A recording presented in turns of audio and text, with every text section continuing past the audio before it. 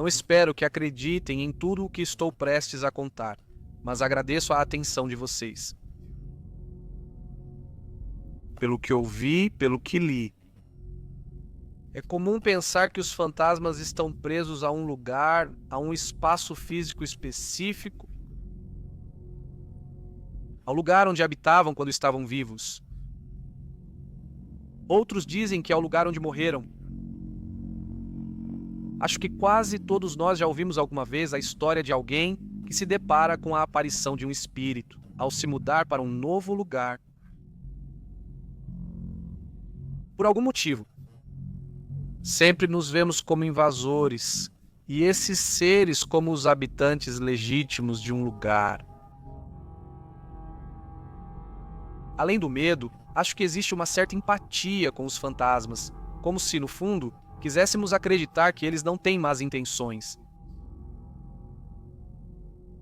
É por isso que minha história, o que vou contar para vocês, é estranho, é ainda mais fora do comum.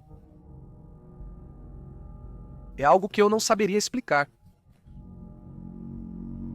Vou contar o que minha família tem vivido nos últimos 2 anos. E eu me lembro exatamente da primeira vez que percebi isso. Embora eu ache que para todos da minha família, o início foi marcado em um momento diferente. Para mim, foi naquele domingo à noite quando nos preparávamos para ver um filme. Meu pai é um grande fã de cinema e ainda guarda centenas de fitas vídeo home system de algumas locadoras de vídeo, que ele teve até cerca de 2005 quando deixou de ser lucrativo. Minha irmã e eu escolhemos as pessoas atrás das paredes de Wes Craven. Depois de alguns minutos assistindo ao filme, algo chamou nossa atenção, ele disse. Uma voz? Uma vozinha cantando uma música. A Estrela Azul do Pinóquio. Demoramos um momento para perceber que aquela voz, o que parecia ser uma menina cantando, cantarolando, não vinha da televisão. Meu pai parou o filme e me olhou completamente confuso. Fiquem aqui, ele nos disse, e começou a verificar lentamente e com cuidado. Quarto por quarto, cômodo por cômodo, a casa toda. Não tenho certeza do porquê, mas algo naquela voz nos aterrorizava, que nos fazia perceber que não era algo bom. Não é instintivo nos assustarmos com o som de uma menina cantarolando, exceto talvez quando sabe que não há menina em casa. Quando ele verificou o último canto, aquilo que estava cantando parou. Nunca mais consegui suportar ouvir essa música, nem pensei em assistir Pinóquio de novo, ou As Pessoas Atrás das Paredes. Naquela ocasião, meu pai quis que continuássemos, colocou o filme e todos fingimos assistir, como se nada tivesse acontecido. Mas no fundo, sabíamos que algo tinha mudado para sempre. Lembro que até a pipoca tinha um gosto amargo. Aquela noite, surge um desespero, a sensação de que ninguém pode ajudar quando você percebe que há algo que não está vivo, habitando sua casa. Poucos dias depois, fui acordado de madrugada pelo grito desesperado da minha mãe. Segundos depois, a voz do meu pai tentando acalmá-la. Corri para o quarto dos meus pais. Minha irmã já estava na porta. Minha mãe chorava sentada ao lado da cama e meu pai a abraçava e a apertava contra o peito dele.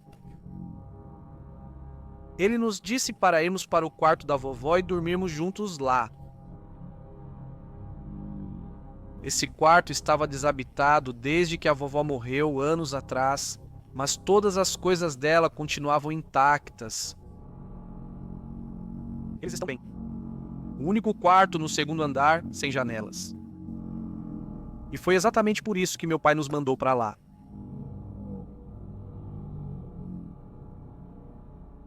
Pela manhã, soubemos o que tinha provocado o grito da minha mãe.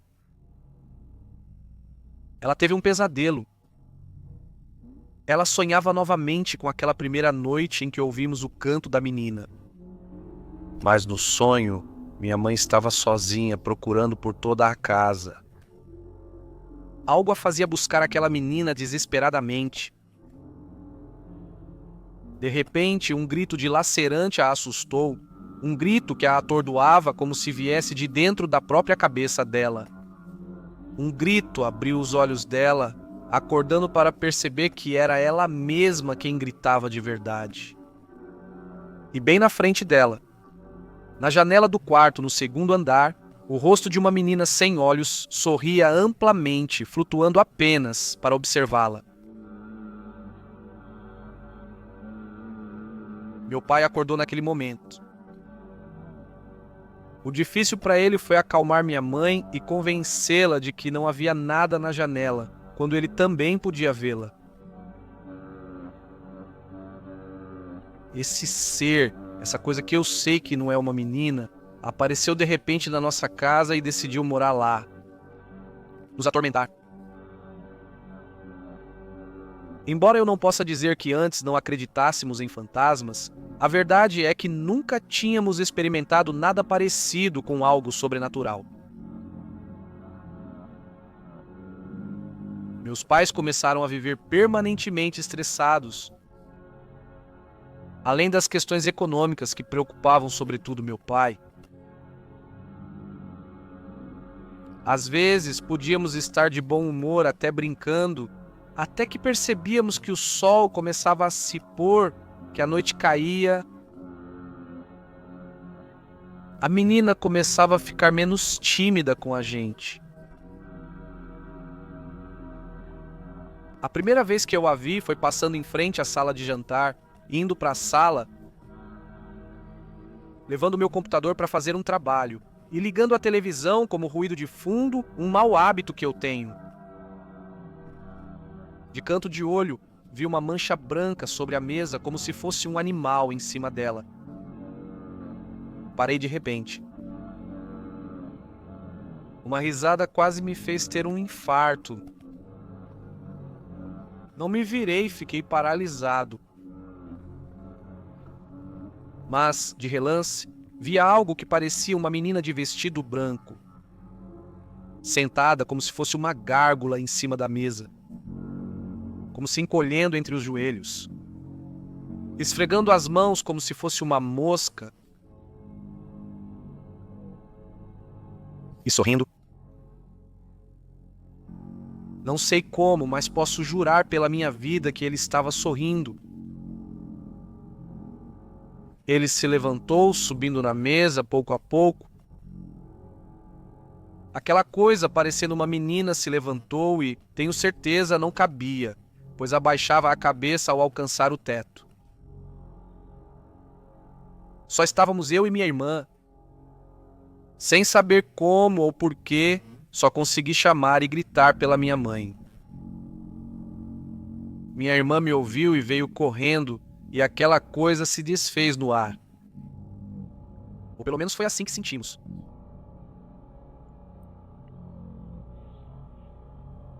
Sinto que é muito significativo que, naquele ataque de pânico, eu tenha falado com a minha mãe, mesmo ela não estando lá. Eu continuo fazendo isso até hoje, sempre que me sinto assim. Eu ainda faço isso, mesmo que minha mãe já não esteja mais conosco. Dizem que fantasmas não machucam. Mas eu sou testemunha de como essas energias foram consumindo minha mãe. Pouco a pouco, noite após noite, até que um dia ela não aguentou mais. 3 meses depois que tudo começou, essa coisa aparecia cada vez mais. de relance pelos outros, se colocando atrás de nós e depois desaparecendo. Mas ela ficava de frente para minha mãe. E ela a descrevia como uma menina com rosto de idosa, às vezes sem olhos, com a pele cada vez mais apodrecida, mas sempre com um sorriso macabro. Era uma terça-feira como qualquer outra. Eu tinha passado a tarde toda com minha namorada e às 7h30 recebi aquela ligação do meu pai. Minha mãe tinha decidido se suicidar, se enforcando no quarto da vovó, o único lugar onde aquela coisa não entrava. Minha irmã a encontrou pouco depois. A equipe da ambulância disse ao meu pai que ela faleceu poucos minutos antes da ligação da minha irmã para a emergência. Por meses, só nós dois sabíamos desse detalhe. Não queríamos atormentar minha irmã com a ideia de que, se tivesse chegado alguns minutos antes, talvez pudesse ter salvado minha mãe.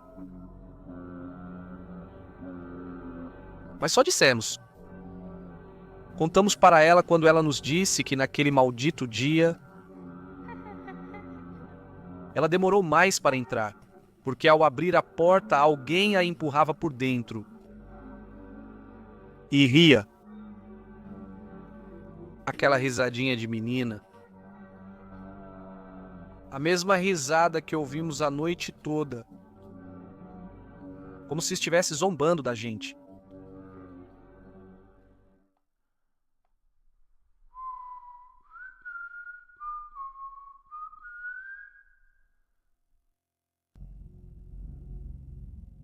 Eu gostaria tanto que isso fosse ficção, que estivesse só na minha cabeça.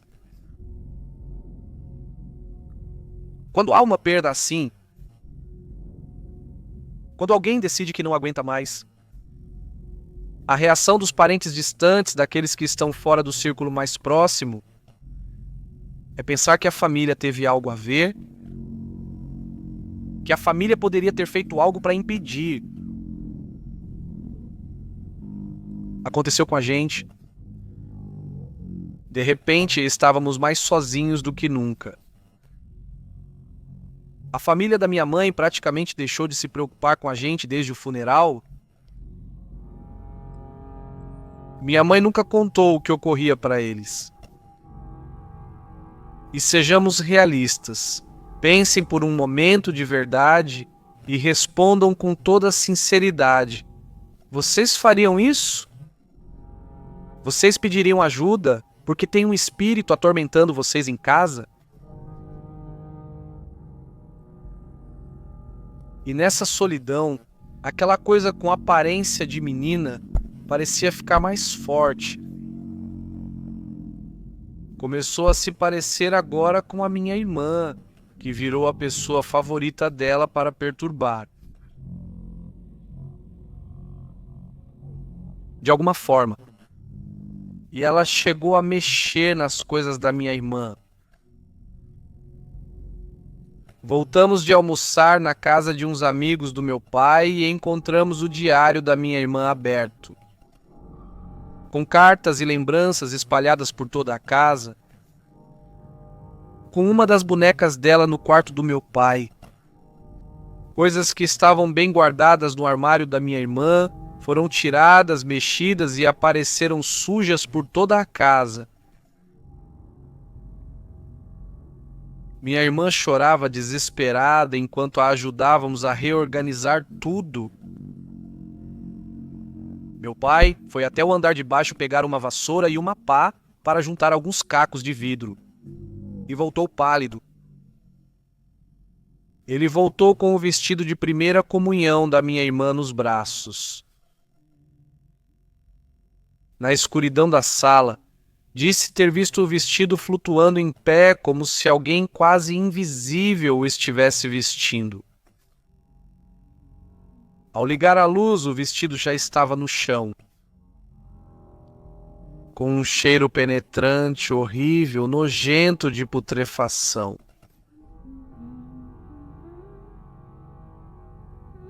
Quero deixar claro para vocês que mudar de casa é algo que não podemos pagar, é algo que nem está em discussão. Principalmente porque esta é a casa da minha mãe, a casa onde crescemos, e não vamos deixá-la porque essa coisa nojenta decidiu morar aqui. Ela não vai nos vencer. Rezar, abençoar, limpar a casa.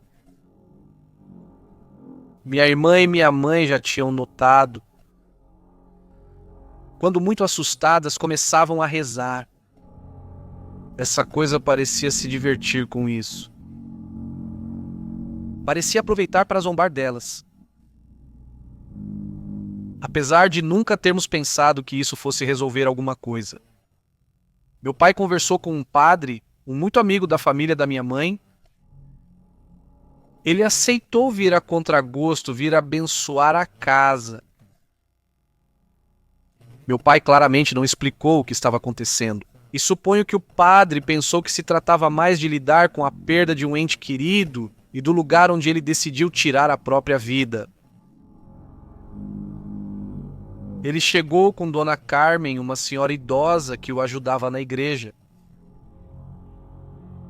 Ele passou pela casa abençoando em espanhol e algumas vezes em latim. E foi embora. Naquela mesma noite, já muito tarde mesmo, alguém bateu na porta. Ficamos surpresos ao ver que era a idosa. Ela pediu para entrar e nós a convidamos para um café.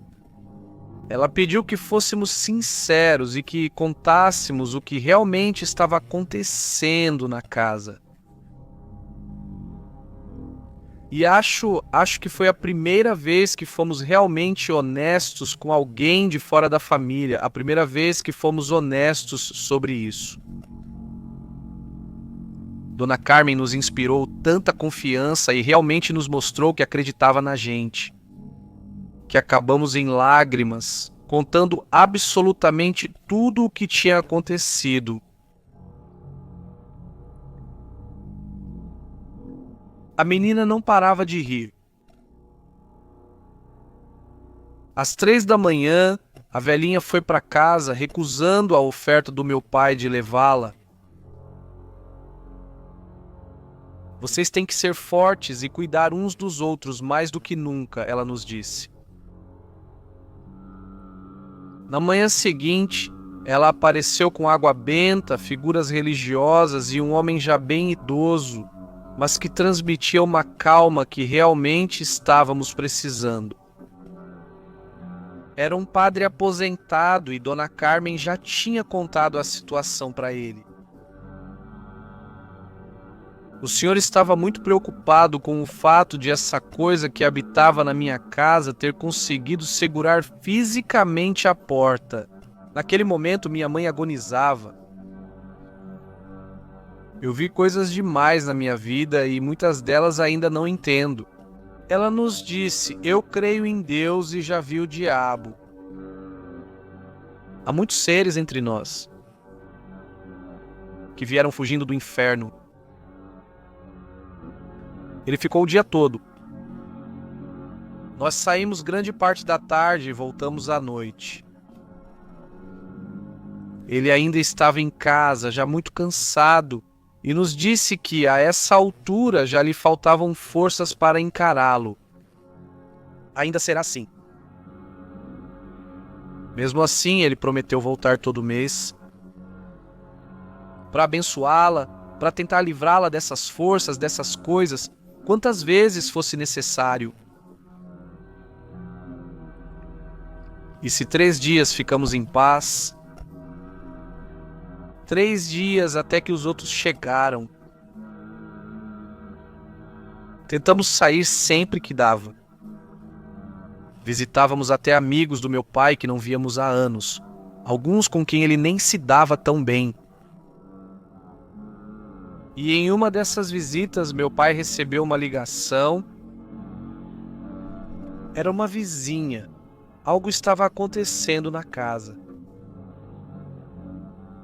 Recebi uma mensagem no WhatsApp do meu tio José Antônio, irmão da minha mãe, que tem um restaurante perto da minha casa. Ele pediu para que fôssemos imediatamente para lá. Ao chegar em casa, encontramos o que pareciam ser todos os vizinhos da rua do lado de fora da nossa casa, que estava com as portas abertas, com todas as luzes acesas e com sombras andando pelas janelas. Algumas horas antes, gritos horríveis começaram a sair da minha casa, gritos desesperados de dor e outros de risadas e cheios de vulgaridades.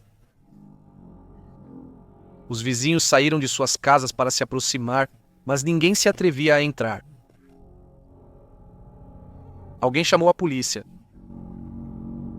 Um vizinho só conseguiu correr até o restaurante do meu tio para avisá-lo que algo ocorria conosco, ou pelo menos era o que pensavam.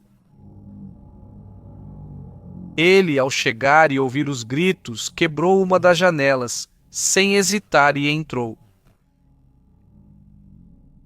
Ele se perdeu na escuridão enquanto os vizinhos observavam do lado de fora. Os gritos cessaram pouco depois, mas ele não saiu. Pouco depois, 2 viaturas da polícia municipal chegaram. Avisados pelos vizinhos, arrombaram a porta para entrar. Encontraram meu tio desmaiado e fizeram os primeiros socorros. Quando chegamos, os vizinhos se aglomeravam na pequena entrada do jardim e meu tio recebia atendimento em uma ambulância. As sombras que víamos pelas janelas eram de pelo menos 3 agentes que revistavam a casa inteira de cima a baixo. Meu tio nos viu, se aproximou e nos abraçou forte, como não fazia há muito tempo. Ele disse que entrou para nos procurar. E a casa estava muito mais escura do que seria normal. Apesar de ser uma noite de lua cheia, lá dentro não se via absolutamente nada. As luzes não acenderam. Correu para o 2º andar, de onde vinham os gritos, e ali, bem na entrada do quarto da minha avó, ao fundo do corredor, iluminado só pela janela, uma menina com rosto de idosa, sorrindo de orelha a orelha. A menina dava a mão para uma mulher muito alta, uma mulher nua, com a pele caindo do corpo. Ele não acreditava no que via e tentou acender a lanterna do celular. Quando conseguiu, já não havia mais ninguém na porta. Ele tentou descer, mas algo o atingiu no estômago. Ele tinha esbarrado em algo. Mesmo estando bem na sua frente, ele não conseguia ver. A escuridão era tanta que parecia que estava de olhos fechados. Ele pensou que fosse um móvel e estendeu as mãos para tocá-lo. Tocou uma bola úmida dura. Então sentiu alguns fios de cabelo nela e pele que se soltavam ao toque de seus dedos. Algo riu, e ele sentiu em suas mãos as gargalhadas da menina enquanto segurava sua cabeça. A próxima coisa que soube, a próxima coisa que viu, foi um policial tentando reanimá-lo. Nunca o tinha visto assim, nem no funeral da minha mãe. Meu tio chorava ao nos contar o ocorrido, como uma criança. Meu pai perguntou a ele que, diante daqueles gritos, o que diabos o fez entrar na nossa casa no escuro para nos procurar, em vez de chamar a polícia? Ele entrou e falou conosco, porque uma das vozes que gritavam era a da minha mãe.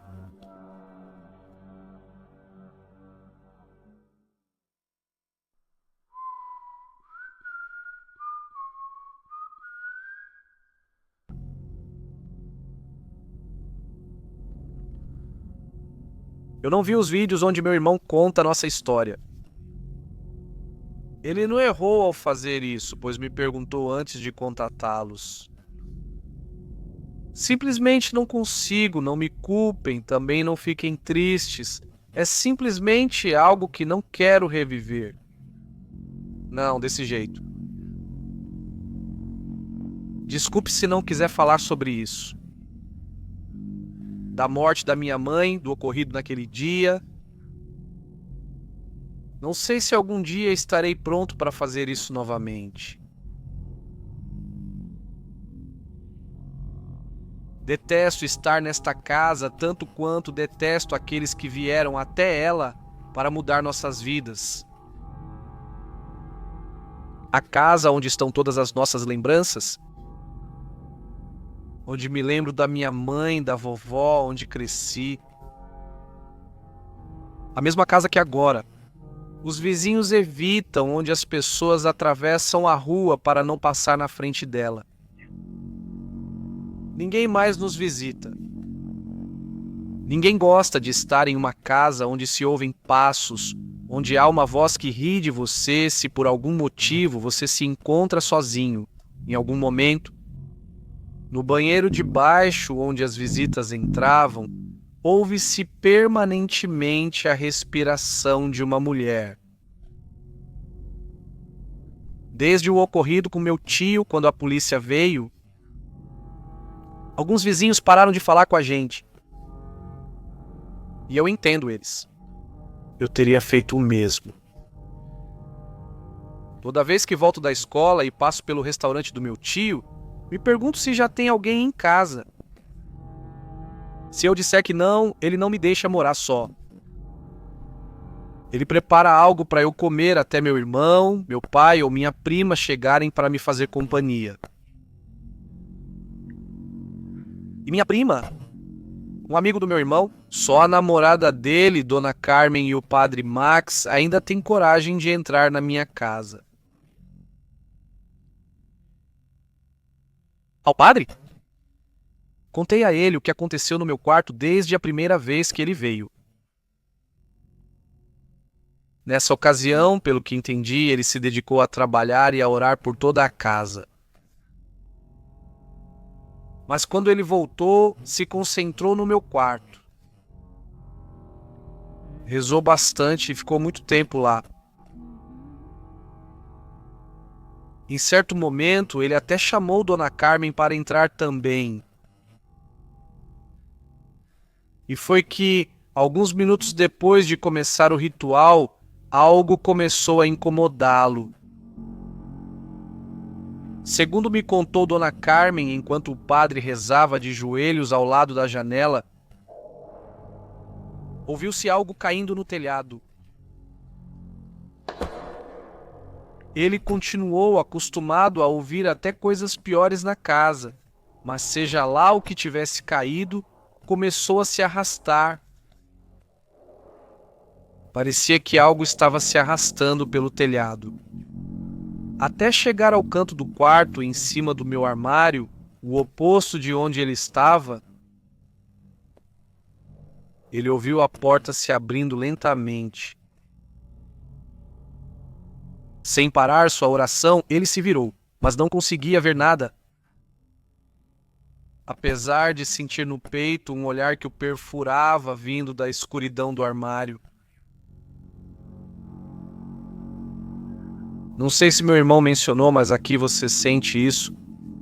Só é possível vê-los de relance nos reflexos das janelas e às vezes nos espelhos.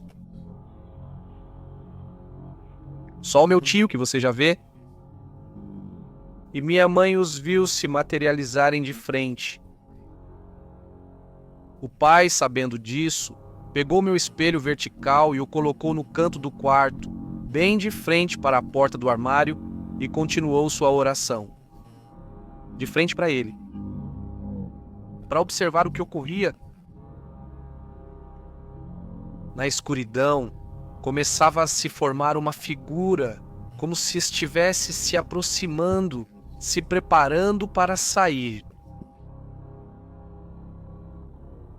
Os minutos passavam e ele pensou que podia ser apenas sua imaginação, pregando-lhe uma peça.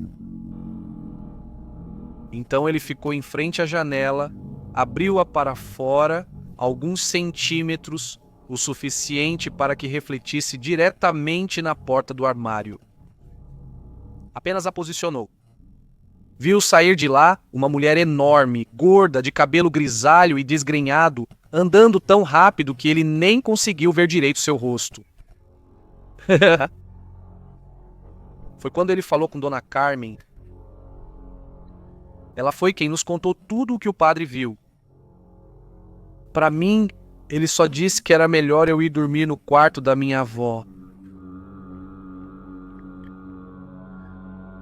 Essa mulher gorda, Cinti, foi a terceira a chegar. Ela não desce para o primeiro andar. Podemos reconhecer seus passos pesados e sua respiração profunda quando fechamos as portas à noite e ela caminha pelo corredor. Às vezes é tão fácil esquecer de tudo, pensar que tudo é como antes. Você se lembra de um dia lindo que vivi na escola? E é que, depois do que aconteceu com a minha mãe, tinha sido muito difícil para mim conviver. Pouco antes, uma das minhas melhores amigas se mudou da cidade. Nesse dia que conto para vocês, meus amigos prepararam uma surpresa para mim ao sairmos da aula. Até o professor deixou a gente sair mais cedo. Todos tinham combinado entre si. De repente, minha amiga apareceu do nada. Nós nos abraçamos, choramos, depois nos controlamos, rimos. Fomos todos juntos comer. Percebi o quanto meu grupo de amigos é maravilhoso e o quanto eu estava perdendo por não conviver com eles. Planejamos uma festa do pijama entre as meninas naquela noite e um dos meus amigos me levou para casa nesse meio tempo. Ele me disse o quanto se importava comigo, me falou o quanto sentia minha falta, o quanto doía não estar com eles como antes. E eu fiquei muito feliz de me sentir assim, querida, apoiada. Entrei em casa e até mesmo a luz que entrava pelas janelas parecia iluminá-la de um jeito diferente, como há muito tempo não fazia. Entrei no meu quarto e me deitei. Talvez pelas emoções do dia eu adormeci profundamente em minutos. E eu sonhei. Sonhei com meus amigos, com o garoto que tinha acabado de me levar para casa. Sonhei com as últimas férias que passamos em família, anos atrás. E de repente, aquela risada de novo. Aquela maldita, aquela risada estúpida que parecia invadir meus sonhos, para me dizer que não. Que nada estava bem, que minha casa continuava infestada, que minha mãe já não está mais. Que nem meu irmão, nem meu pai, nem eu somos os mesmos, que fomos machucados. Abri os olhos e o que vi não sei se ainda estava sonhando. Foi aquela mulher horrível e gorda flutuando bem em cima de mim, bem em cima da minha cama, estendendo os braços para mim e gritando. Gritando com o rosto dela. Eu não a ouvia, mas via sua expressão e olhos negros, vazios. Lembro que corri, lembro que saí do quarto da minha casa e fui até o restaurante do meu tio para esperar até que meu irmão chegasse.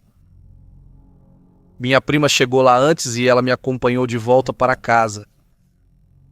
Eles, a família do meu tio, também foram se acostumando a viver de fora. O que acontece nesta casa, o que acontece com a gente. Quando chegamos, fomos até o meu quarto pegar meu celular e tinha mensagens e chamadas perdidas. Eles iam me buscar para a festa do pijama que me animara horas antes. Peguei o que precisava quando meu pai chegou e não contei a ele o que tinha acontecido comigo. Eu o vi de bom humor e sorrindo. E é tão raro isso acontecer agora que eu não quis estragar o dia dele. Pedi permissão e antes de terminar de convencer, já me chamavam lá fora. Meu pai sorriu e deu de ombros enquanto eu o abraçava e corria. Deixamos minha prima em casa e fomos comprar algo para comer. E por algumas horas, vivi uma vida normal, vivi o que toda garota da minha idade, eu acho, deveria viver. Chegaram até aqui e ali também. Até que de repente vi, me observando do lado de fora da janela, aquela menina com rosto de velha, sorrindo para mim, vestindo, tenho certeza, meu vestido de primeira comunhão. Senti que ia desmaiar. Mas de alguma forma, minha vontade de não ser a estranha, de não ser mais a que sofre, nem a que sempre chama a atenção, me fizeram me controlar. E fingi que nada estava acontecendo. Fingi que não estava vendo ela. Não sei como, mas eu fiz isso. E fiz isso a noite toda quando fomos dormir, e eu também fingi fazer isso. Foi aí que, pelo menos eu, percebi que não importa para onde a gente vá, eles vão nos seguir. Semanas depois, numa tarde, comendo no restaurante do meu tio, esperando meu pai ou meu irmão passarem, recebi uma ligação. Um garoto da escola falou comigo de forma séria. Nele, um garoto de outra sala que não sabe o que aconteceu comigo recentemente, exceto sobre minha mãe. Você está em um restaurante da sua família? Ele me perguntou. Sim, não brinca. Eu ouvi ele dizer, seguido de um longo silêncio. Depois ele continuou com um tom extremamente nervoso. Não vai se assustar, sério? Uns amigos e eu estávamos brincando com a Ouija, só de brincadeira, como sempre. De repente, parece que estamos sempre falando com alguém ou algo. E isso te mencionou? Ele acabou de nos dizer onde você estava. E disse que ele gosta de morar na sua casa.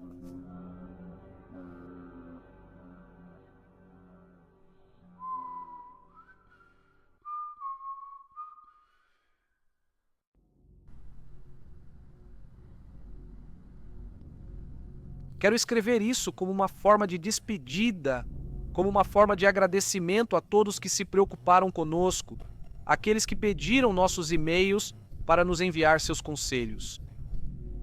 Também para aqueles conhecidos que, ao ouvirem sobre esse caso em seu vídeo através do canal, reconheceram nossa história e se aproximaram novamente da minha família.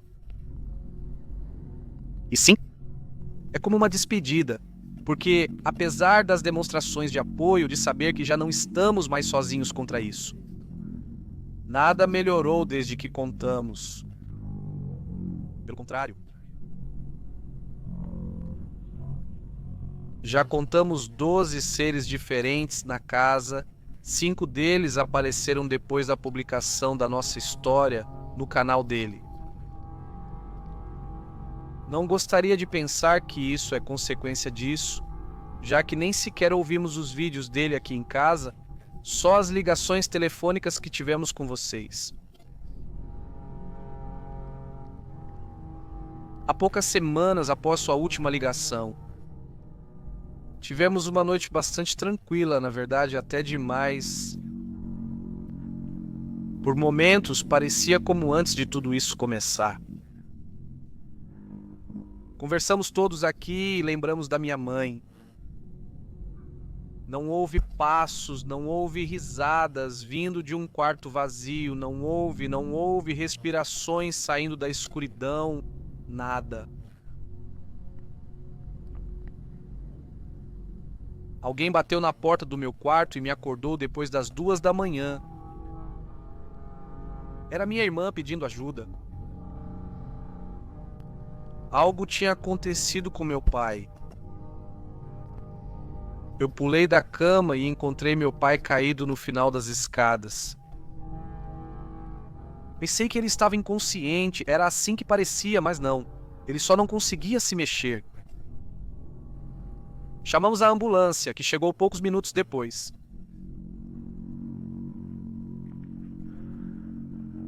Quando saímos em direção à ambulância, notei que os vizinhos estavam nos observando, alguns de suas janelas, outros na calçada,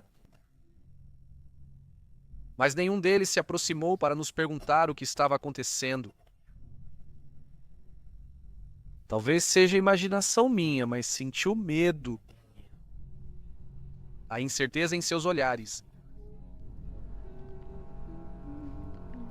Enquanto minha irmã e eu seguíamos a ambulância rumo ao hospital,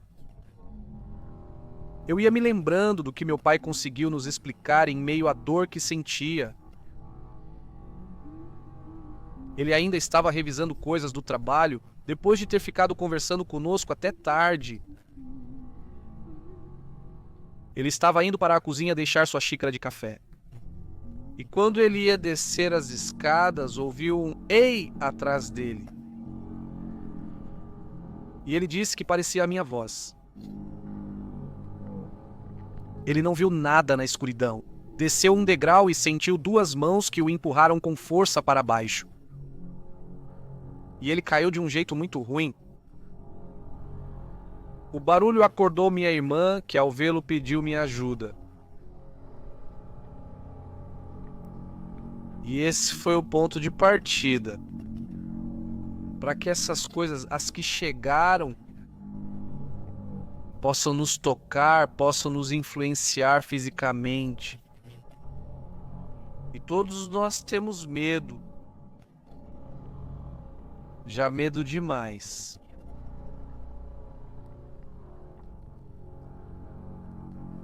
Com meu pai se recuperando do braço quebrado e da lesão nas costas após a queda, recebemos a ligação de Martim, filho de um grande amigo do meu pai, para quem ele contou recentemente sobre a nossa situação. Martim é uns 10 anos mais velho do que eu, mas eu o conheço desde que era criança. É uma ótima pessoa, muito amigo dos meus pais e nossos também, e com uma fé tremenda em Deus. Ele e a família dele são mormons. Martin se ofereceu para passar um fim de semana conosco, com o objetivo de nos acalmar, de conversar conosco sobre Deus e parar de ver essas coisas. De alguma forma, acho que ele não estava convencido de que fosse algo real o que estávamos vivendo. Ele até conversou com o padre Max e com Dona Carmen, que tinham vindo visitar meu pai. O padre conversou um bom tempo com Martim e senti que isso mudou um pouco. A visão dele sobre as circunstâncias. Não sei sobre o que eles conversaram. Nós nos revezávamos para cuidar do meu pai, até mesmo ele, com uma naturalidade como se fosse da família. Depois, nos acomodamos na sala e tentamos ver televisão, mas ninguém prestava atenção. Então desligamos e conversamos entre nós três. Me perdi em uma revista que folheava e Martim e minha irmã continuaram conversando por um tempo. Ouvi que Martim riu de um jeito muito estranho, quase macabro. E então minha irmã ficou em silêncio. Levantei o olhar e Martim me encarava com um sorriso nervoso. Ele continuou falando e a risada se repetiu. E aí eu vi que não era ele. Alguém estava rindo atrás dele.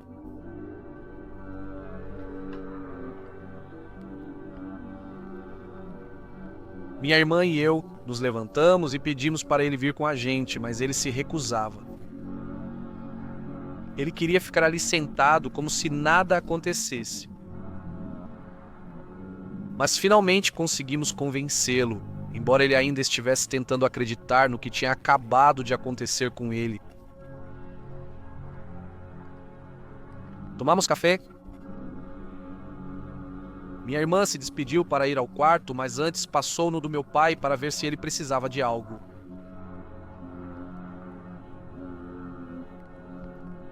Pedi para Martim avisar se precisasse de algo, mas ele disse que estava tudo certo. Ajudei ele a preparar um dos sofás para que dormisse nele e subi para tentar dormir um pouco. Um tempo depois, ouvi movimento no andar de baixo. E pensei que era o Martim na cozinha. E os barulhos continuaram. O cansaço me venceu e acabei dormindo, até acordar com um barulho bem forte. Algo que caiu. Eu não sabia se descia ou não, se iria incomodá-lo. Mandei uma mensagem para ele minutos depois, perguntando se estava tudo bem. E ele disse que sim, que não precisava descer. Eu ouvia vozes lá embaixo, abafadas ao longe, devagar.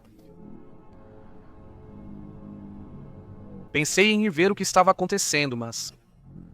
Então, os passos do lado de fora da minha porta, passos pesados e a respiração ofegante.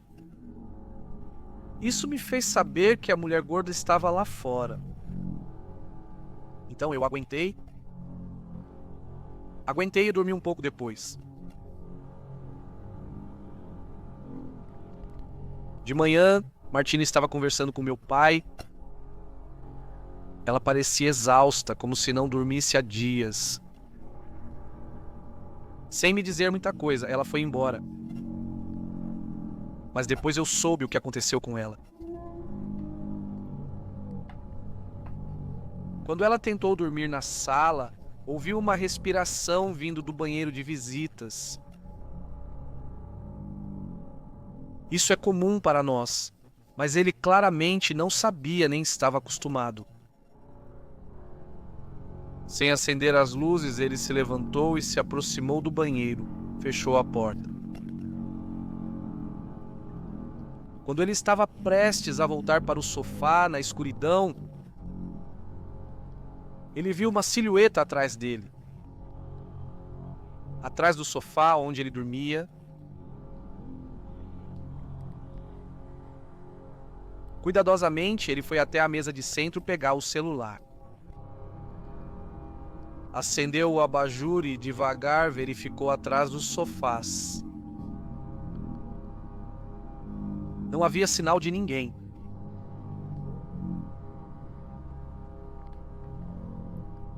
Deitou-se e fechou os olhos. No momento em que fez isso, sentiu como se alguém subisse no sofá e, antes que pudesse reagir, sentiu uma mordida no rosto, em uma bochecha, quase no queixo, uma mordida de uma boca sem dentes. Na escuridão, abriu os olhos e lutou. Pensou ver uma idosa sobre ele e se jogou sob o sofá. Acendeu a luz da sala rapidamente, mas não havia ninguém. Não havia rastros daquela idosa ou do que quer que tenha sentido sobre ele. Saiu e tentou dormir no carro. Ao de lá, ele pôde ver as cortinas se movendo no quarto do meu pai, como se alguém estivesse espiando. Meu pai estava sozinho. E ele não pode andar. Foi aí que ele recebeu minha mensagem e me pediu para não sair do meu quarto.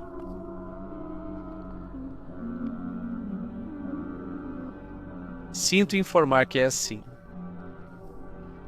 Tudo o que quero contar para vocês. Tem coisas difíceis, tem coisas pessoais que aconteceram nesses últimos dias.